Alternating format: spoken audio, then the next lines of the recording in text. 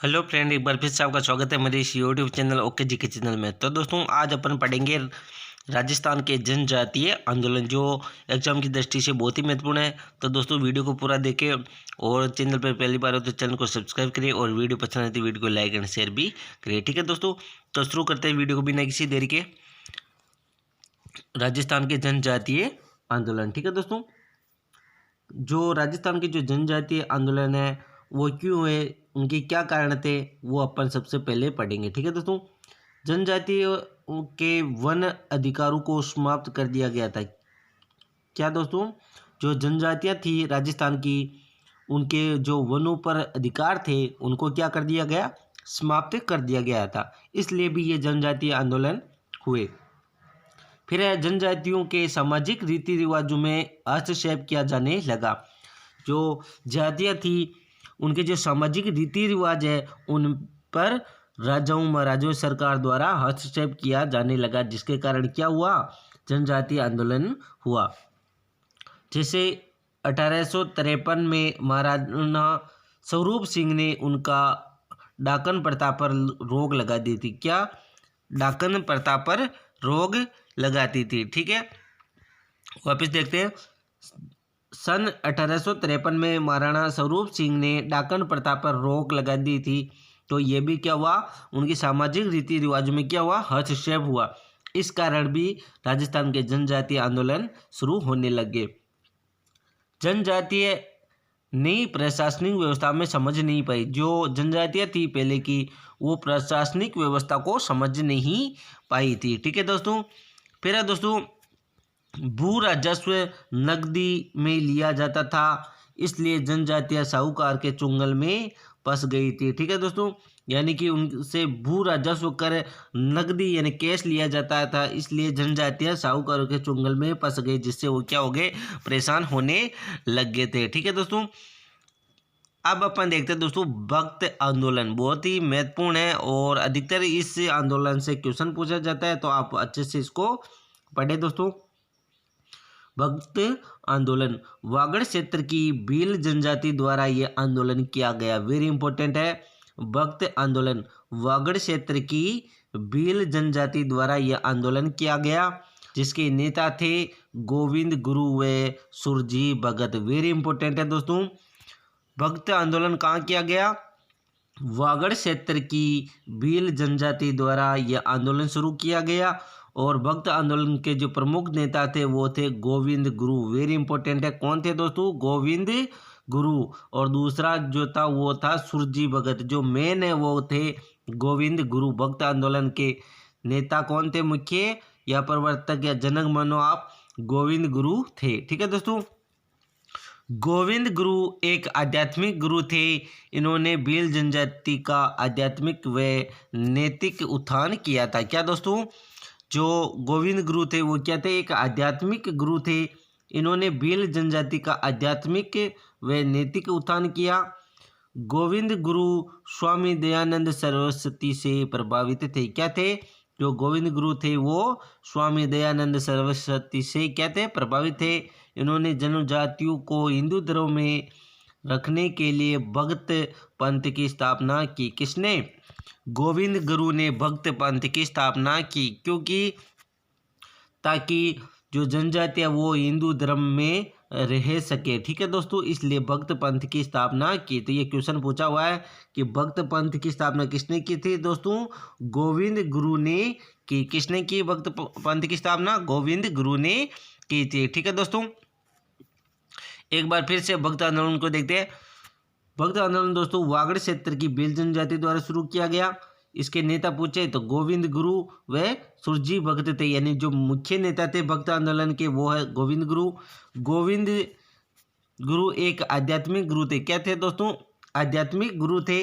इन्होंने भील जनजाति का आध्यात्मिक व नैतिक उत्थान किया। गोविंद गुरु स्वामी दयानंद सरस्वती से क्या थे, प्रभावित थे। इसलिए इन्होंने जनजातियों को हिंदू धर्म में रखने के लिए भक्त आंदोलन की स्थापना की। ठीक है दोस्तों, भक्त आंदोलन की स्थापना किसने की, गोविंद गुरु ने। ठीक है, अब अपन आगे चलते हैं। जो भक्त आंदोलन में जो सबसे महत्वपूर्ण चीज आती है दोस्तों, वो आती है गुरु ने संप सभा की स्थापना की। वेरी इंपॉर्टेंट क्वेश्चन है दोस्तों कि संप सभा की स्थापना किसने की? गोविंद गुरु ने की। कब की? 1883 में। वेरी इंपॉर्टेंट है, रट लेना दोस्तों अच्छे से। गोविंद गुरु ने 1883 में संप सभा की स्थापना की। कब की? 1883 में। गोविंद गुरु ने 1883 में संप सभा की स्थापना की थी। संप सभा का प्रथम अधिवेशन दोस्तों 1903 में मानगढ़ पहाड़ी बांसवाड़ा में हुआ था। कहाँ हुआ था? मानगढ़ पहाड़ी बांसवाड़ा। वापस बोल रहा हूँ, संप सभा का प्रथम अधिवेशन 1903 में मानगढ़ पहाड़ी बांसवाड़ा में हुआ था। गोविंद गुरु ने 1883 में संप सभा की स्थापना की और 1910 में संप सभा ने 33 मांगे रखी, लेकिन इन मांगों को पर कोई ध्यान नहीं दिया गया। कब? 1910 में संप सभा ने 33 मांगे रखी, लेकिन इन पर कोई ध्यान नहीं दिया गया। ठीक है दोस्तों, अब अपन आगे चलते हैं। मानगढ़ हत्याकांड। जो दोस्तों मानगढ़ जो हत्याकांड है वो हुआ था दोस्तों 17 नवंबर 1913 को। वेरी इंपॉर्टेंट है, बहुत सी बार इस क्वेश्चन को भी पूछ रखा है कि मानगढ़ हत्याकांड कब हुआ? 17 नवंबर 1913। कब हुआ था दोस्तों मानगढ़ हत्याकांड?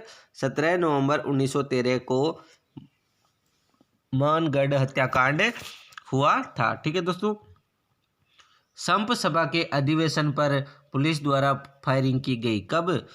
17 नवंबर 1913 को संप सभा की एक अधिवेशन हो रहा था, उस पर पुलिस द्वारा क्या किए गए? फायरिंग की गई। 1500 से अधिक भील मारे गए। कितने? 1500 से अधिक भील मारे गए। गोविंद गुरु को गिरफ्तार कर लिया गया। इसे राजस्थान का जलियांवाला हत्याकांड कहा जाता है। वेरी इंपॉर्टेंट है, राजस्थान का जलियांवाला बाग हत्याकांड किसे कहा जाता है? मानगढ़ हत्याकांड, जो 17 नवंबर 1913 को मानगढ़ पहाड़ी बांसवाड़ा में हुआ था। वेरी इंपॉर्टेंट है, इसे मैं एक बार वो आपको बताऊंगा कि मानगढ़ हत्याकांड 17 नवंबर 1913 को हुआ। संप सभा के अधिवेशन पर पुलिस द्वारा फायरिंग की गई, जिसमें 1500 से अधिक भील मारे गए थे। कितने? 1500 से अधिक भील मारे गए। गोविंद गुरु को क्या किया? गिरफ्तार कर लिया गया। इसे राजस्थान का जलियांवाला बाग हत्याकांड कहा जाता है। किसे? मानगढ़ हत्याकांड को राजस्थान का जलियांवाला बाग हत्याकांड कहा जाता है दोस्तों। ठीक है, गोविंद गुरु को 10 वर्ष की सजा हुई। कितने वर्ष की? 10 वर्ष की। इन्होंने अपना शेष जीवन गुजरात के काम्बिया गांव में शांतिपूर्ण तरीके से निकाला। किसने? गोविंद गुरु ने अपना जीवन गुजरात के काम्बिया गांव में शांतिपूर्ण तरीके से निकाला। गोविंद गुरु अहिंसक समर्थक थे। क्या थे? अहिंसक समर्थक थे। इनका सफेद झंडा शांति का समर्थक था। क्या? जिनके पास जो झंडा था सफेद, वो शांति का समर्थक था।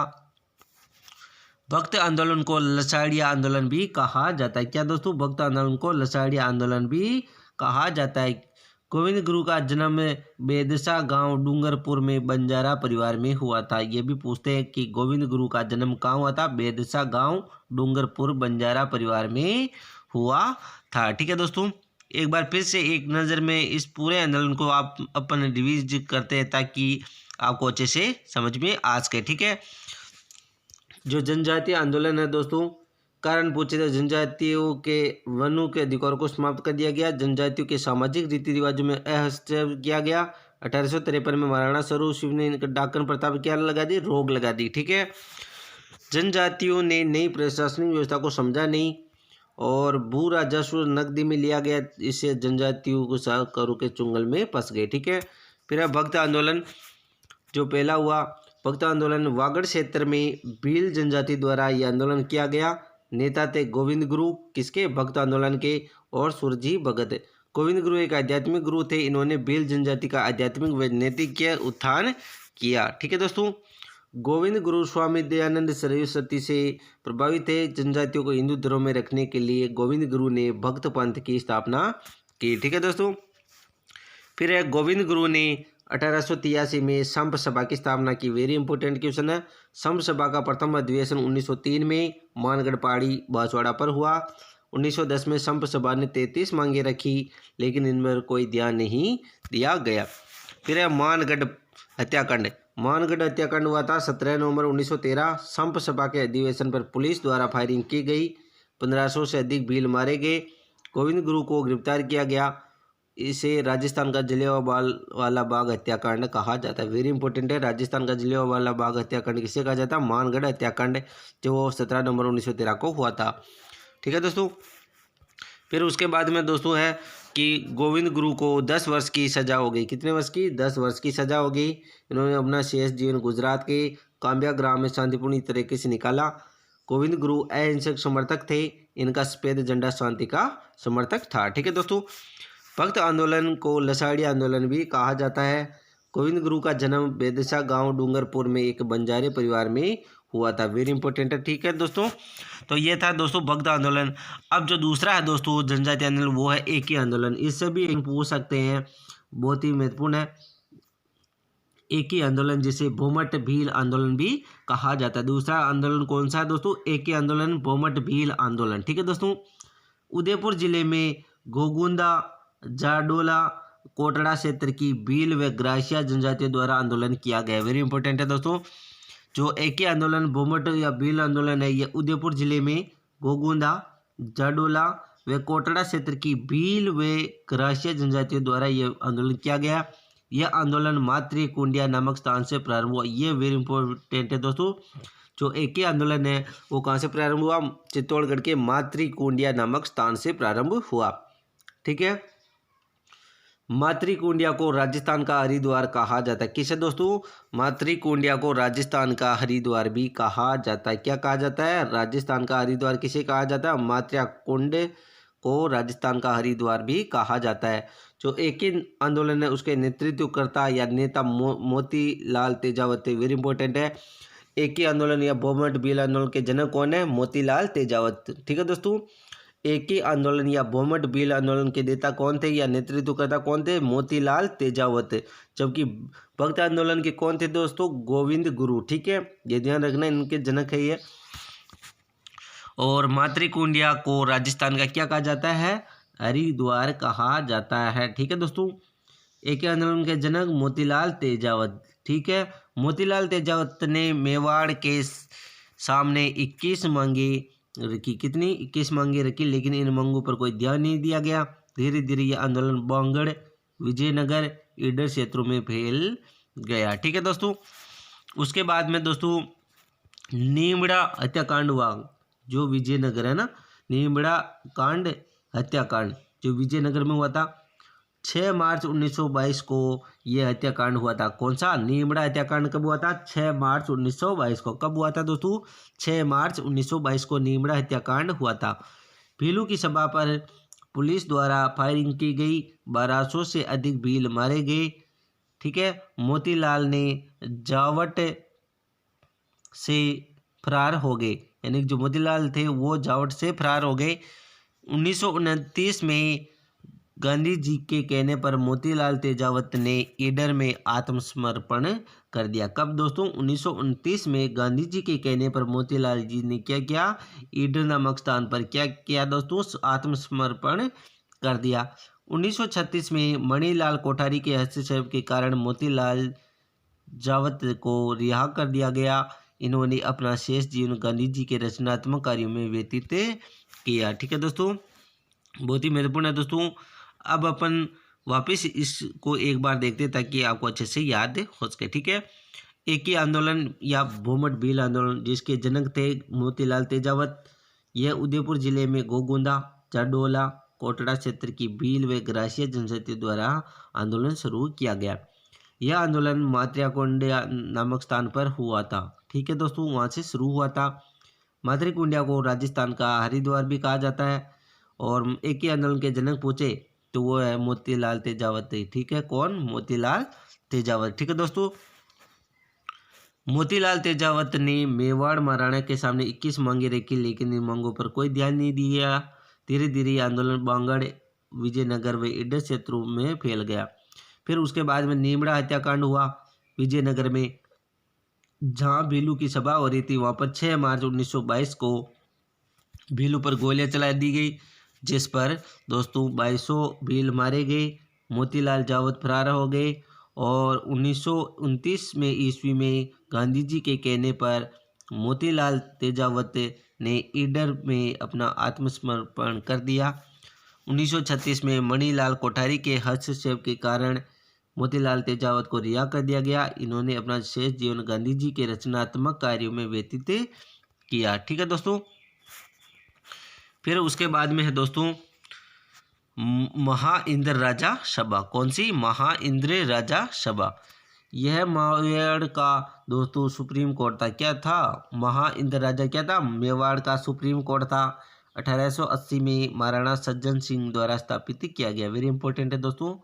मेवाड़ का सुप्रीम कोर्ट कौन सा था? महाइंद्र राज सभा। ये क्या थी? मेवाड़ की सुप्रीम कोर्ट थी, जिसे 1880 में महाराणा सज्जन सिंह द्वारा स्थापित किया गया। फिर दोस्तों Mewar bill core. Very important है, पूछा हुआ क्वेश्चन है कि मेवाड़ बिल कोर की स्थापना कब हुई? ये सन पूछा हुआ इसका। ठीक है, ध्यान रखना। 1841 सन पूछा हुआ दोस्तों। एक जाट महासभा, वो भी पूछा हुआ क्वेश्चन है, जो मैंने आपको पहले बताया था। ठीक है दोस्तों। अब है मेवाड़ भील कोर। स्थापना पूछे तो 1841 है। कितनी? 1841। इसमें अधिकतर सनी पूछते हैं भील कोर की स्थापना कब हुई? 1841 में। मुख्य केंद्र है दोस्तों इसका खेरवाड़ा। क्या है दोस्तों? खेरवाड़ा, उदयपुर। भील पर नियंत्रण रखने के लिए इसकी स्थापना की गई थी। मेवाड़ भील कोर की स्थापना कब हुई? 1841 में। मुख्य केंद्र है खेरवाड़ा, उदयपुर, और भील पर नियंत्रण के लिए इसकी स्थापना की गई। फिर है दोस्तों मीणा आंदोलन। कौन सा? मीणा आंदोलन। 1924 में आपराधिक जनजाति अधिनियम पारित किया गया तथा मीणा जनजाति को शामिल किया गया। यानी कि 1924 में आपराधिक प्रवृत्ति को कम करने के लिए यह अधिनियम लगाया गया। 1924 में आपराधिक जनजाति अधिनियम पारित किया गया, जिसमें मीणा जनजाति को शामिल किया गया। 1930 में जयराम पेशा कानून पारित किया गया। वेरी इंपॉर्टेंट है, जयराम पेशा कानून कब पारित किया गया? 1930 में। कब दोस्तों? 1930 में जयराम पेशा कानून पारित किया गया। इसके तहत सभी मीणा महिला और पुरुषों को थाने में हाजिरी देना अनिवार्य कर दिया गया। किसके द्वारा? 1930 में जयराम पेशा कानून के द्वारा। ठीक है दोस्तों। 1933 में मीणा क्षेत्रीय महासभा का गठन किया गया। कब? 1933 में मीणा क्षेत्रीय महासभा का गठन किया गया। ध्यान रखना, 1933 में मीणा क्षेत्रीय महासभा का क्या किया गया? गठन। फिर है दोस्तों नीम का थाना सम्मेलन। 1944 में हुआ था। कब हुआ था दोस्तों? नीम का थाना सम्मेलन 1944 में। कब हुआ था नीम का थाना सम्मेलन? 1944 में। संत मगन सागर ने इस सम्मेलन का आयोजन किया। इन्होंने मीन पुराण नामक पुस्तक लिखी। किसने? संत मगन सागर ने। इन्होंने मीन पुराण नामक पुस्तक लिखी। इस पुस्तक में मीणा जनजाति का गौरवशाली इतिहास बताया गया है। ठीक है, वापस देखते हैं। नीम का थाना सम्मेलन 1944 में आयोजित किया गया। संत मगन सागर ने इस सम्मेलन का आयोजन किया। इन्होंने मीन पुराण नामक पुस्तक लिखी। इस पुस्तक में मीणा जनजाति का गौरवशाली इतिहास बताया गया। 1944 में वंशीधर शर्मा ने जयपुर मीणा सुधार समिति का गठन किया गया। कब? 1944 में। ठीक है दोस्तों, 1944 में वंशीधर शर्मा ने जयपुर में मीणा सुधार समिति का गठन किया था। ठीक है दोस्तों, नीम का थाना सम्मेलन 1944 में हुआ। संत मगन सागर ने इस सम्मेलन का आयोजन किया और मीन पुराण नामक पुस्तक लिखी, जिसमें मीणाओं का गौरवशाली इतिहास का वर्णन किया गया है। ठीक है दोस्तों। फिर है दोस्तों बागावास सम्मेलन। क्या है? बागावास सम्मेलन, जो 28 अक्टूबर 1946 को हुआ था। इस सम्मेलन में सभी चौकीदार मीणाओं ने अपने पदों से इस्तीफे दे दिए थे। कब हुआ था ये? 28 अक्टूबर 1946 को। बागावास सम्मेलन कब हुआ? 28 अक्टूबर 1946 को। इसके तहत इस सम्मेलन में सभी चौकीदार मीणाओं ने अपने पदों से क्या दे दिए? इस्तीफे दे दिए। और 1952 में जयराम पेशा कानून समाप्त कर दिया गया था। वेरी इंपॉर्टेंट है, 1952 में दोस्तों जयराम पेशा कानून समाप्त कर दिया गया। ठीक है, इस कानून के तहत सभी मीणाओं को थानों में क्या देनी होती थी? हाजिरी देनी होती थी। ठीक है दोस्तों। तो दोस्तों यहाँ पर आपके राजस्थान के किसान आंदोलन व जनजाति आंदोलन समाप्त होते हैं। ठीक है दोस्तों, अगर वीडियो पसंद आए तो वीडियो को लाइक करें और चैनल पर पहली बार तो चैनल को सब्सक्राइब जरूर करें और वीडियो दोस्तों कंटिन्यू देखते रहे ताकि आपको अच्छे से समझ आ सके। तब तक के लिए जय हिंद जय भारत। ठीक है दोस्तों, और कल से अपन शुरू करेंगे राजस्थान के प्रजा मंडल। ठीक है दोस्तों।